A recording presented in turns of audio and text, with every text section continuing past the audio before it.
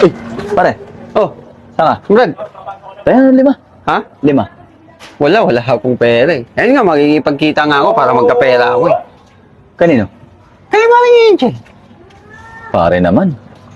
May asawa yung tao eh. Ha? May asawa yung tao, pare. Ganun talaga. Kanya-kanya tayong ano. Asawa na yung paring Mark yan ah. Pare naman. Oh, Hindi ka ba nahihiya kay paring Mark? Nasa abroad yung tao. ba't ako mahihiya? Mahanap ka ng babaeng paparausan mo, pare. Kumari natin yan eh. May mga anak yan eh. Sinisira mo pamilya yan eh. Pare, wala si paring Mark. Tsaka hindi ko kasalanan yun. Siyang nagbigay sa akin ng motibo eh. Eh kahit Hindi na man ako- pare, may anak ka eh. Ang bihira ka naman. Ang dami naman pwedeng babae dyan. Ba't naman si Maring Angel yung kinakana mo? Pare, ganun talaga. Parang naiingit ka.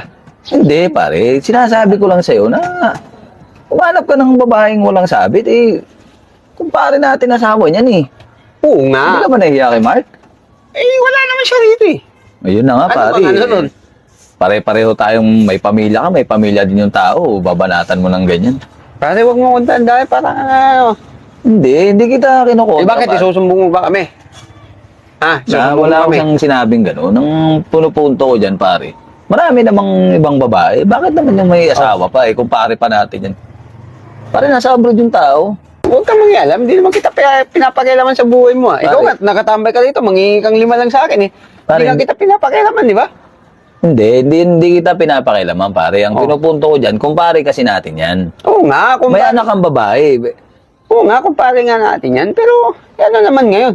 Ay, di kung magkaalaman na. Ba't sasabihin mo ba? Ha?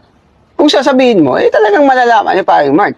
Hindi. Pero kung hindi mo sasabihin, Hindi, kung magbayad ka na lang kasi ng babae, pare, para walang sabi. Inaalala lang kita eh. Nung nandito yun, magkakaharap tayo sa inuman. Tapos bigla mong aanuhin yung asawa niya. Eh, siyempre, kahit naman ikaw manos talaga yun eh. Paano pag nalaman niya ni paring Mark? O, edi dali ka. Kaya pala nachichismis-chismis niya dyan na may lalaki. Ikaw pala yung lalaki dyan. ganun Dapat talaga pare. Eh, pasensyahan na lang tayo. may pamilya kasi ang tao. Eh, hindi kasi ako, tsaka February 14 ngayon pare, oh. Alam mo namang maraming chismosa dyan. Dahil dyan ka pa lumalarga eh. Ay, maraming babaeng bayaran eh. Ba't di ka na lang umano dun eh? Ito nalilibre sa akin eh. Anong Ay, magagawa yung mo? mga pinapadalang pera niyan, baka yung pa yung ginagastos nyo. Hindi ka naawa doon kay Mark, pare. Eh, Nagpakandako ba sa abroad yun? eh di maganda kuba siya ron. Pakikusa Pare. ka niya. Tsaka buntis yan eh. Si Maring Angel, buntis ng 2 buwan yan eh. Paano maging buntis ng 2 buwan yan? Eh, kahapon lang may nangyari sa amin. Pare, ako nga nakabuntis dyan.